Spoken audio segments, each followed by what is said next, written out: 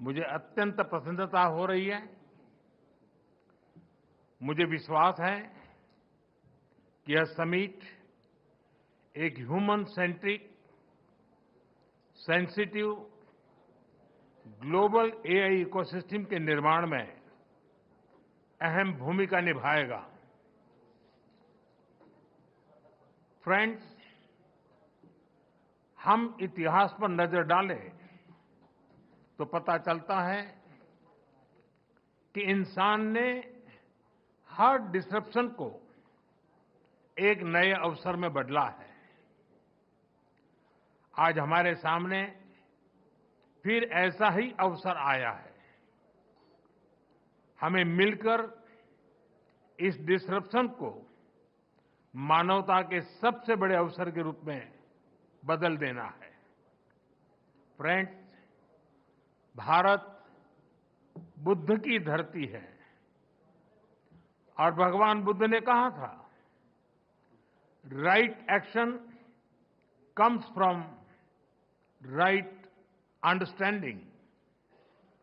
इसलिए ये बहुत आवश्यक है कि हम साथ मिलकर ऐसा रोड मैप बनाएं जिससे एआई का सही इम्पैक्ट दिखे।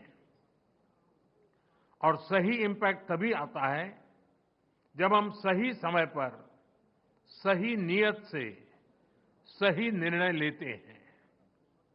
फ्रेंड्स, कोविड ग्लोबल पैंडेमिक के समय दुनिया ने देखा है कि जब हम एक दूसरे के साथ खड़े होते हैं तो असंभव भी संभव हो जाता है।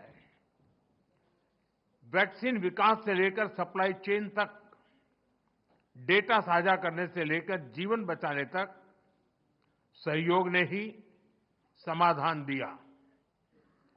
टेक्नोलॉजी कैसे मानवता की सेवा का माध्यम बन सकता है, ये हमने भारत में कोविड काल में देखा है।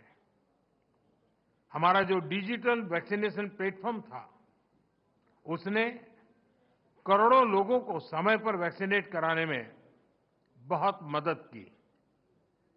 हमारे यूपीआई ने उन मुश्किल परिस्थितियों में भी ये सुनिश्चित किया कि लोग आसानी से ऑनलाइन ट्रांजैक्शन करते रहें। यूपीआई ने भारत में डिजिटल डिवाइड को दूर करने में भी बहुत बड़ी भूमिका निभाई है।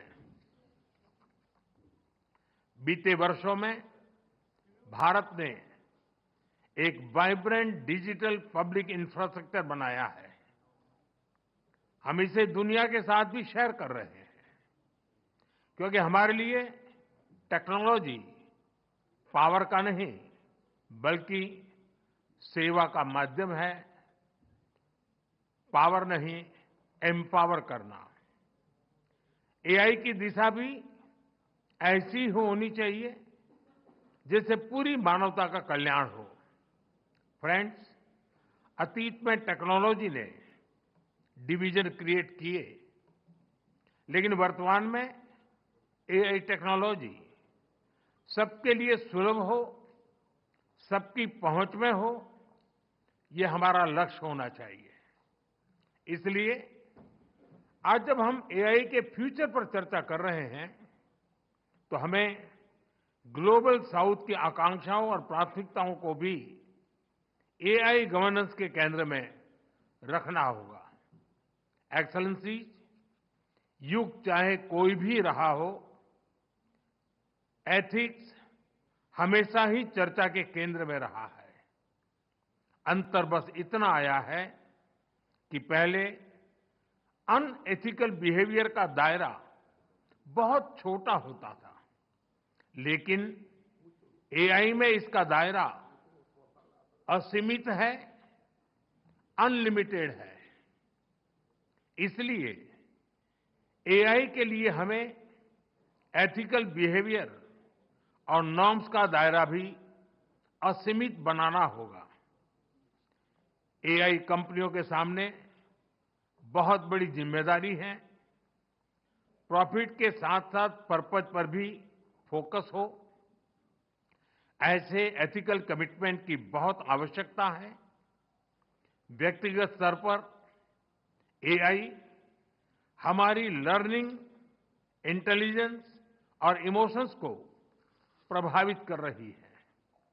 एक्सेलेंसी, एआई के एथिकल उपयोग के लिए मेरे 3 सुझाव हैं।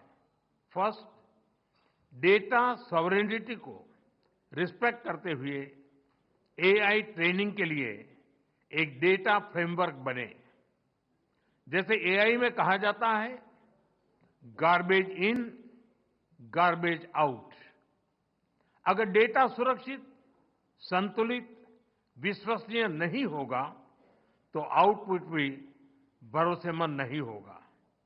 इसलिए ग्लोबल ट्रस्टेड डेटा फ्रेमवर्क जरूरी है।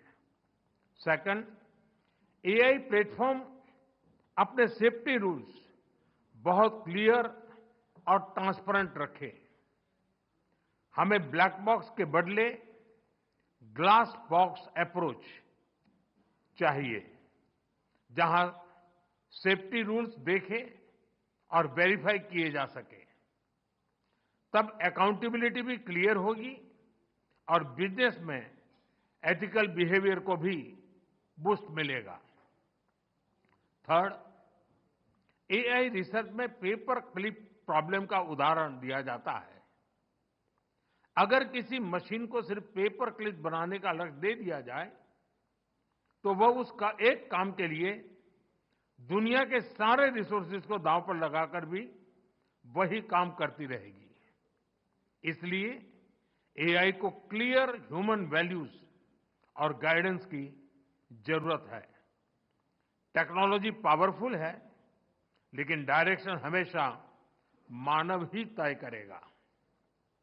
फ्रेंड्स, आर्टिफिशियल इंटेलिजेंस, एआई की ग्लोबल जर्नी में एस्पिरेशनल इंडिया एआई की बड़ी भूमिका है और अपने इस दायित्व को समझते हुए भारत आज बड़े कदम उठा रहा है। अपने एआई मिशन के माध्यम से आज भारत में 38,000 जीपीएस मौजूद हैं और अगले 6 महीनों में हम 24,000 जीपीयूज और लगाने जा रहे हैं। हम अपने स्टार्टअप्स को बहुत ही अफोर्डेबल रेट्स पर वर्ल्ड क्लास कंप्यूटिंग पावर उपलब्ध करा रहे हैं। हमने एक एआई कोष भी बनाया है। इसके माध्यम से 7,500 से अधिक डेटा सेट्स और 270 एआई मॉडल्स को नेशनल रिसोर्स के रूप में शेयर किया गया है। फ्रेंड्स, एआई को लेकर भारत की दिशा स्पष्ट है, भारत का विचार स्पष्ट है। एआई पूरी मानवता की भलाई के लिए एक शेयर्ड रिसोर्स है। हमें मिलकर ऐसा एआई फ्यूचर बनाना होगा जो इनोवेशन को आगे बढ़ाए, इंक्लूजन को मजबूत करे और ह्यूमन वैल्यूज का समावेश करके आगे बढ़े। जब टेक्नोलॉजी और ह्यूमन ट्रस्ट साथ साथ चलेंगे तो एआई का सही इंपैक्ट दुनिया पर दिखेगा।